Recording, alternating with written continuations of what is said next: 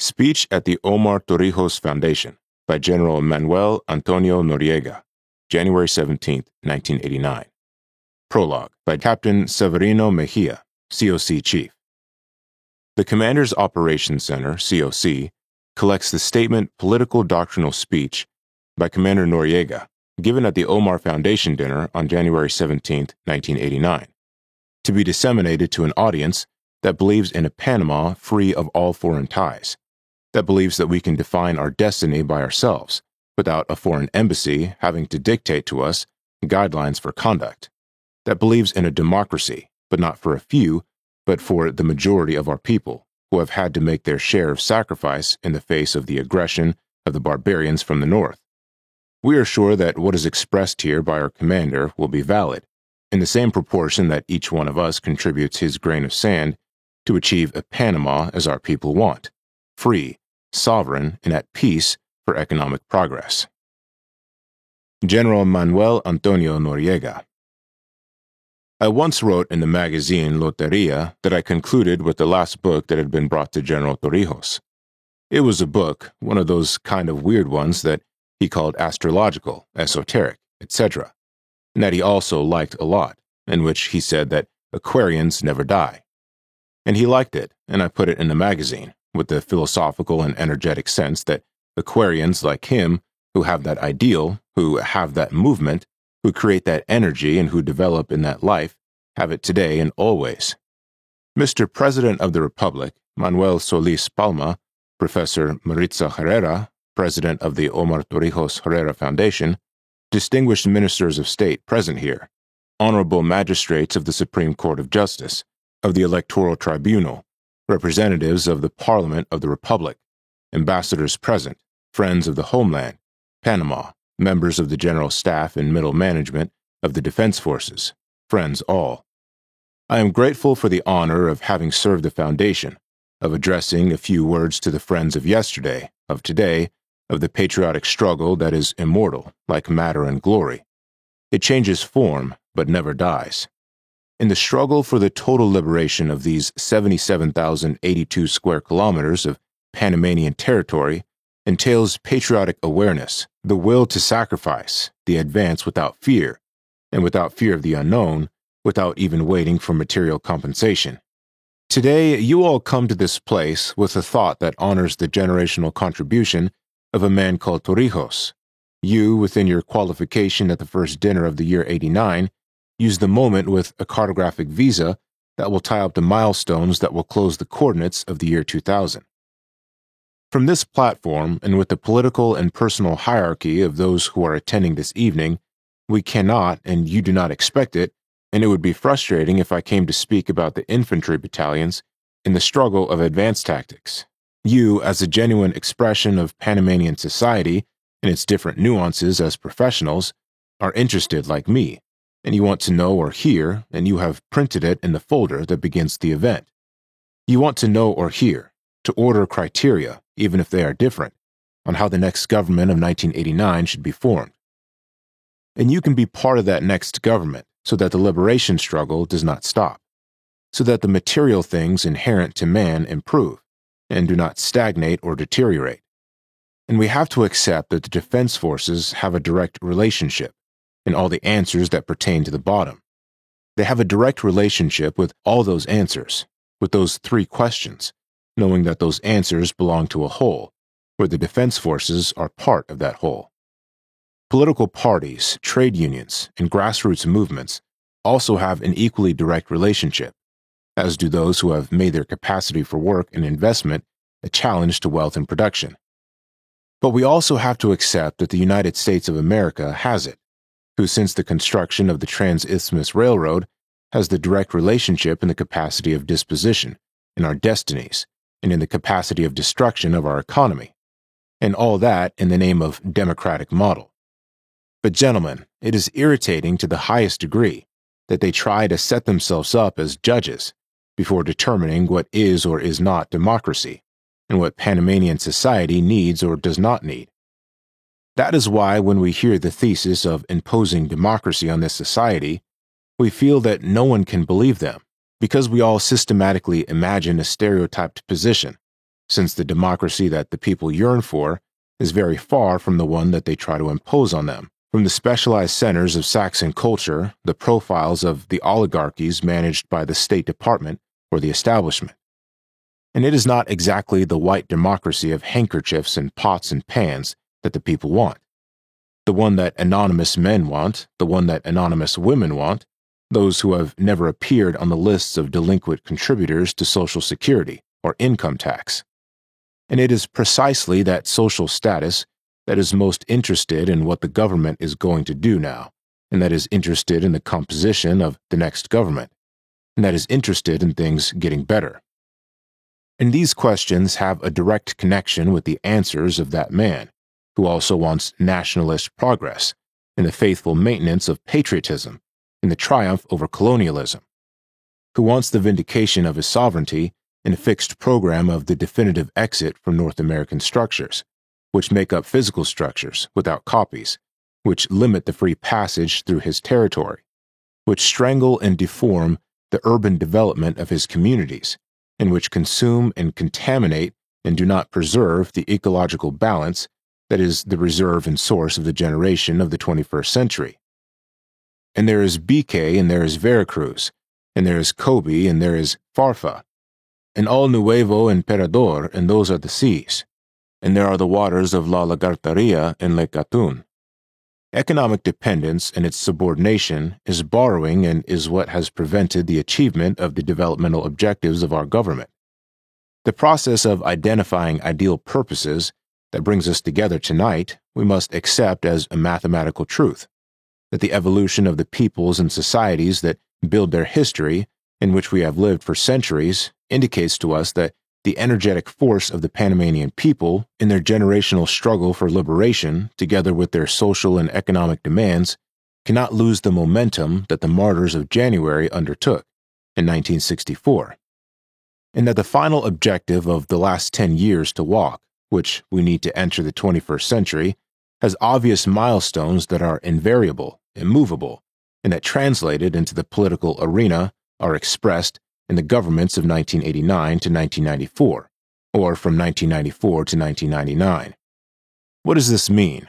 That the essence of renewal in this relay race, the team that carries the torch of liberation, must stay at the forefront. Therefore, the governments to come, or the governmental milestones that await us until 1999, cannot change the style of their origin. Therefore, they must learn the lessons of history.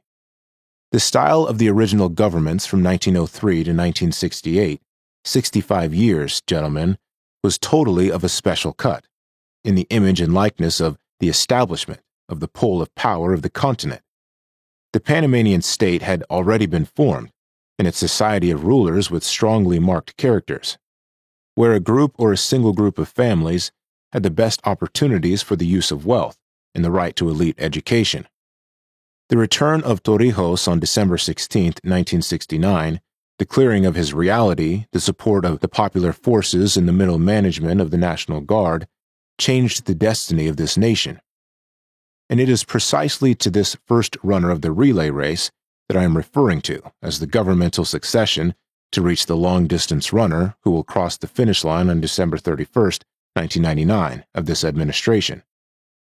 Is this an allegory that tells us about the political parties that administer and assume the leadership of the country, knowing that they do so in a coalition based on an anti-colonialist, liberationist principle in search of social development and the dignity of man? They must be framed in a real personal creative search, rather than a speculative philosophical one, with the theoretical and doctoral reality of what we are, where we come from, what we are for, what we can invest in, what we should dedicate ourselves to, what we should overcome, and what we should buy. That is why we have to know that our times, our government projects, must have priorities in trade, in marketing, in storage, in the country of deposit and transit, in the agricultural country, in basic production, in the foreign pirate exploitation of tuna, shrimp, sardines, etc., and that we cannot go with a wear and tear of a model of an industrial country whose capacity we do not have.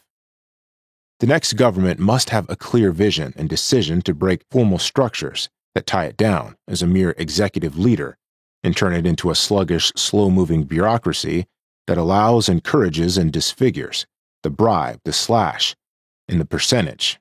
The next government, I repeat, must have a clear vision and decision to break formal structures that tie it down as a pure and simple executive leader and turn it into the sluggish, slow-moving bureaucracy that allows, encourages, and disfigures the bribe, the slash, and the percentage of those searching for the profile here in Panama.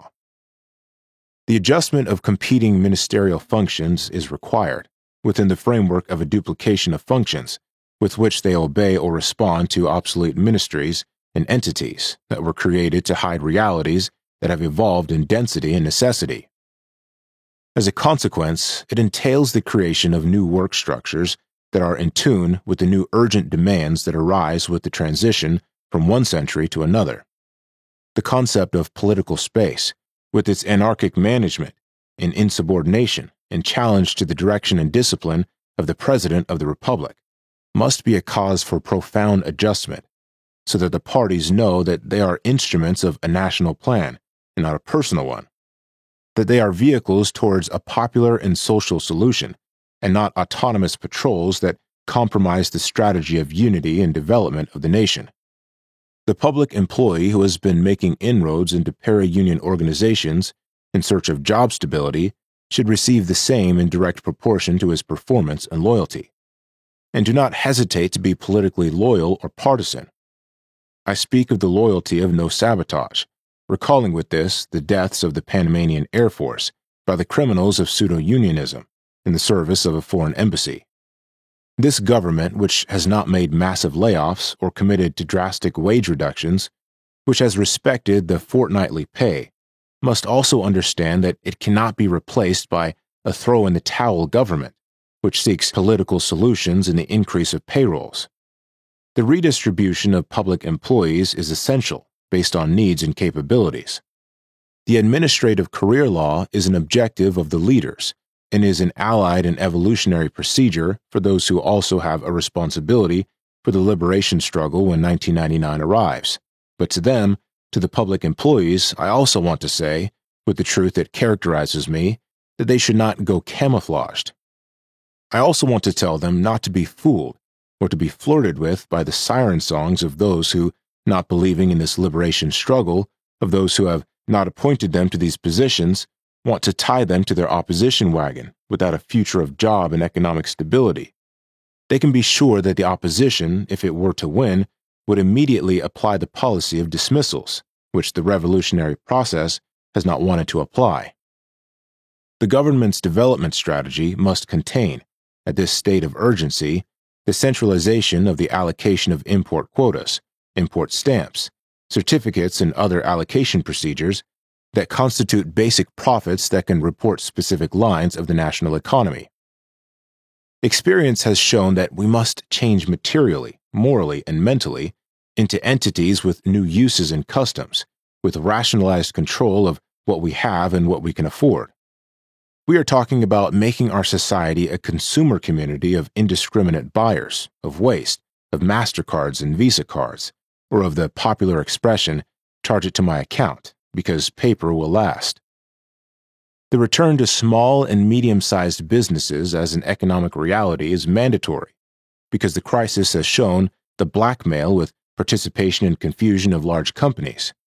It was precisely the small and medium-sized businesses that faced the shortages, and they became the logistical creed of the working classes, linked to the food markets and popular fairs. This strengthening of small and medium-sized businesses should not exclude government support for large companies or entrepreneurs who have other types of capacity, a different range of action, and more extensive and complex risks. The economic investments of all these companies and commercial organizations must also have a sense of social and humanistic utility. The government's game must be clear, with no hidden cards in the security that investment is stimulated and guaranteed by the state, and it is in the sum total of the economy. What counts is the use of all the forces and all the economic forms and organizations, including the state organization, the cooperatives, the private companies, and all their manifestations that exist without fear or apprehension and without threats. The banking center, I know of requests for opening new banks, banks with money. Others who hid the money are offering the money. New accounts are being opened. We continue to be the safest country for money. We are a magnetic point for deposit security, and for the experience lived by those concerned men of the banking community, they agreed with us. We must perfect the banking system so that it is a Panamanian-style system in accordance with the circumstances of universal poverty, of foreign debt, and new models of banking transactions. For example, it was said that to combat drug trafficking, it was necessary to reveal the banking secret.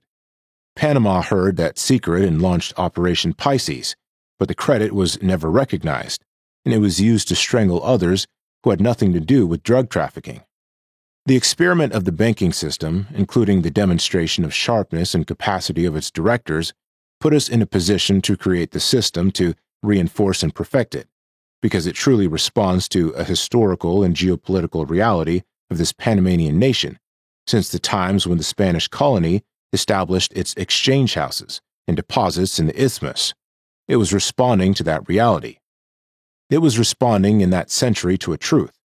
It could exist, that it did not either in the Viceroyalty of Peru or in the Viceroyalty of New Granada, and that it could only function in the Isthmus of Panama. And there are the ruins of the Portobello Customs House that silently narrate its past of wealth, power, and splendor.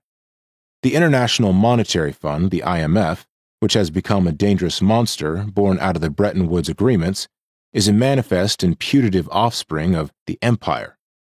They made the policy of the monetary areas that after abandoning the gold standard created in a long history, the sterling area, the dollar area, with the pretext of giving direct support for the currencies of poor countries with gold reserves, which is nothing more than speculation that surprised the good faith of the underdeveloped fools of the world.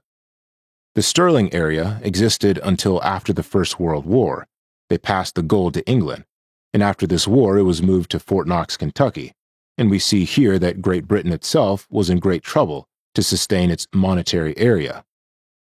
History tells us that she had to appeal to the guarantees of the English Empire itself for the preservation of that leadership. But the United States' competition, the struggle for domination, had already accumulated 80% of the gold and dictated its famous fiduciary law that if a dollar was presented to the Federal Reserve Bank, it would be compensated with its equivalent in gold. This rather difficult system achieved a natural sympathy and attraction to thus propitiate the birth of the dollar area, and from here the dollar became the currency of exchange in the Western world, replacing the pound sterling. From then on, the scene changed from the two Englishmen announcing the official value of gold, out loud in front of the public from the Tower of London to Wall Street, which reserved the right to do so in silence from its refrigerated offices on Fifth Avenue, fixing the value of the ounce of gold, the troy ounce of the American dollar, on the addition of a political price, which did not obey the law of supply and demand, but which allowed the collection of royalties on operations where this currency was involved. At the end of the Second World War, this system, due to the loss of a large part of the gold reserve, deeply threatened the existence of the dollar area, where the post-war expenses were added. And the spiral of history repeats the situation of England after the First World War. But for that, it was necessary to create the instrument that would consolidate the dollar area. And it is there where the International Monetary Fund appears with the reinforcement participation of the majority of the Western countries involved, through a large contribution to the fund from which their currencies would be managed and monetary policies would be set, and the factors that were linked, directly or indirectly, to the economic events of the subscribers. Here in this act speaks loudly of the role of the process of release of reserves. The historical development led to reality, which was responsible for going much further and leading to the hour of laments, and today we have Latin America, Indian and Mestizo, on its knees and lamenting. And that is the IMF, and that is the system that calls for radical adjustments and implies the drastic reduction of public spending based on the elimination of functions and countless plans with social consequences. No government that has adopted the recipes of the International Monetary Fund has failed to experience social explosions in its communities. Our government, consequently, cannot accept recipes for economic adjustments that could threaten our integration as a national community. On foreign relations, the formation of a new government must have in its essential elements the capacity to adjust the law to make its international relations according to the liberationist cultural attitudes and identifications and economic opportunities in violation of its inalienable rights to be able to choose its friends or those of its kind. Panama began in 1903 to play the sad role of being a nation that had its international relations by hand. Even today, despite the breaking of dependence on the continental cone of power, we have felt the pressure not to sign the trade agreements with the Union of Soviet Socialist Republics, and the use of two pressure mechanisms continues so that Panama does not open its external range in other fields, and they also expel the pressure, direct or indirect, of that mechanism so that Russia does not establish relations with Panama. The formation of a new government must include its security rearguard, the international areas that contribute to the prestige of the country's self-determination, in the search for diversification and economic exchange. The national liberation strategy cannot run the risk of appointing any official, career or otherwise, to any position in the Foreign Service who is oblivious to, ignorant of, or evasive of the fulfillment of his or her historic mission. Simply because we are well versed in history, because they too would join the club of traitors, which is the blood type of the Zonian, of the mercenaries, of those who, due to their vision of their class, those who, due to cowardice, or those who, due to dependence, culture, or training, cannot live without these supposed ideological principles. Due to the ambition for power and a manifestation of latent moral dwarfism. The adjustment of the Foreign Service staff must be done with not only administrative economy, but also with importance in area, because a Foreign Service officer is an advanced observer of our doctrine. On freedom of expression, on freedom of the press that will be demanded from the new government, I want to refer you to Don José Figueres, Don Pepe Figueres, when the Sandinistas closed the newspaper, La Prensa, of Managua. Don Pepe Figueres, admired by all Panamanian Democrats, whom no Democrat can criticize, founder of Costa Rican democracy, said, "All my life I fought against the Somoza dynasty because it was expansionist. They bought large properties in Costa Rica and persistently intervened in our affairs. What's more, they were consummate torturers and bandits. The United States Embassy in Managua supported them. I have seen countless movements organized to overthrow them, and I am grateful to the Sandinistas for having driven them out. Finally, now for the first time Nicaragua has a government that cares about its people.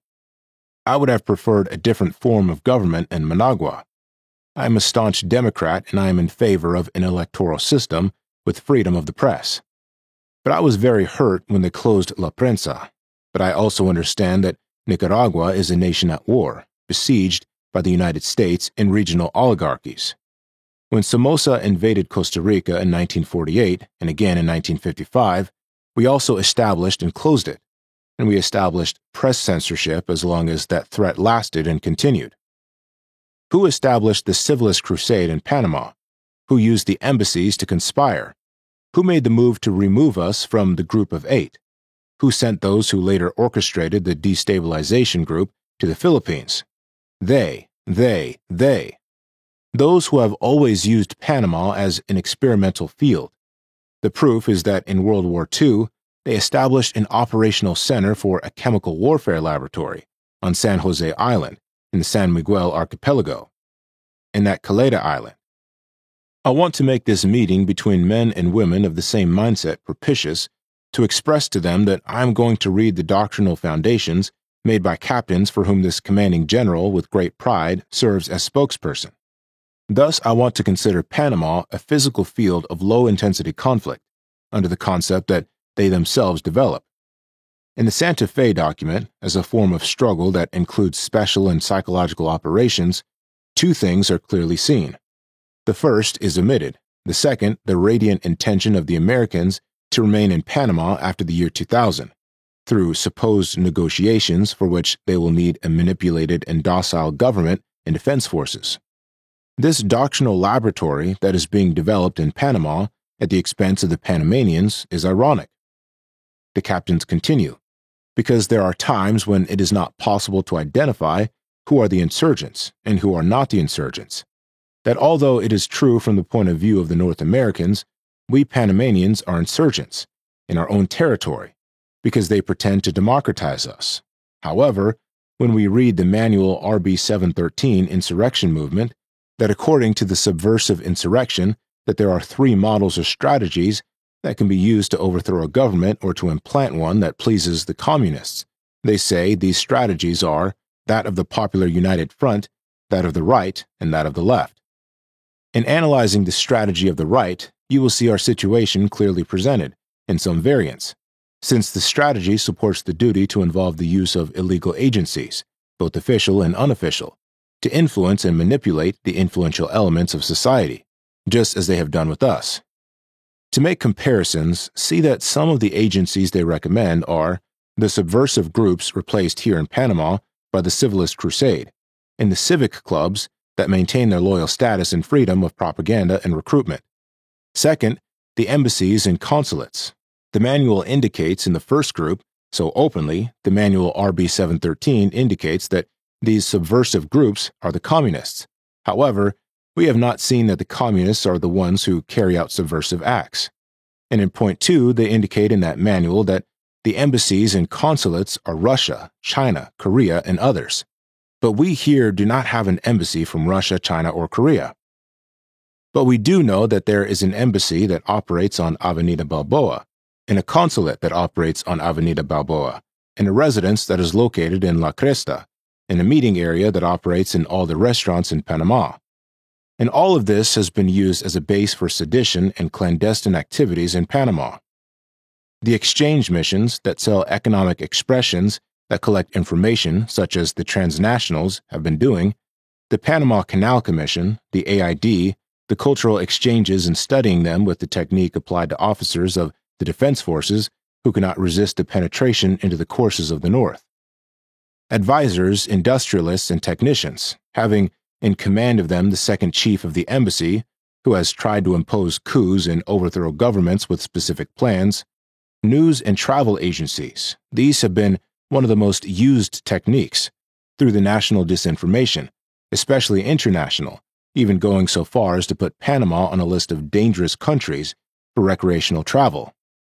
The cruise ship that used to go down to Colón has been prohibited from going down to Colón. They indicate that the population of those towns is dangerous. So we see that what they classify in their own doctrines as strategies used for subversive insurrection to overthrow governments, they have typically wanted to apply in Panama, with the pitiful help of the same Panamanians incarnated in 1903.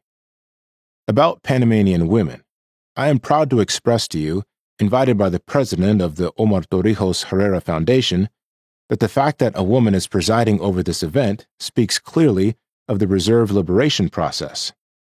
The next government cannot ignore the belligerent role of Panamanian women in the political and social life of the country. They have given sufficient proof of courage and determination, creating organizations in defense of sovereignty, joining the Dignity Battalions in an outstanding way. The next milestones that await us to reach the year 2000s have to possess the active and militant presence of the Panamanian women, and something of the Panamanian women parties that form that political unity of advancement and victory that goes against the colony. That woman, in whom there was no moment of sadness, she had no moment of cowardice despite the tension, and she was present and active and at the forefront. She did not think, nor wait, nor conjugate fear or danger in her dictionary. There was no moment of danger or militancy in which she did not have. There was no moment of sacrifice in which she, as a mother, as a daughter, as a wife, as a sister, did not have in her mind or in her thoughts only the destiny of the homeland. I humbly recommend this woman to all the leaders of the political parties that are against colonialism. And it is precisely this woman that I recommend to all the leaders of all the like-minded and friendly parties, that I recommend that they integrate her from today into the strategy of active and effective work of the generational form from 89 to 94, and that she constitute the real, formal, participating and militant inspiration of the long-distance team that will carry the torch of liberation with its companions, with its children, with its brothers, until noon on Friday, December 31st, 1999, marking the exit route of the last foreign soldier from our country.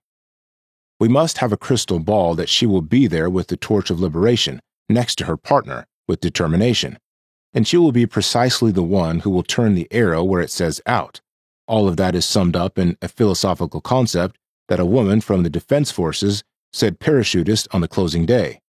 Where there are women who advance, there are no men who retreat.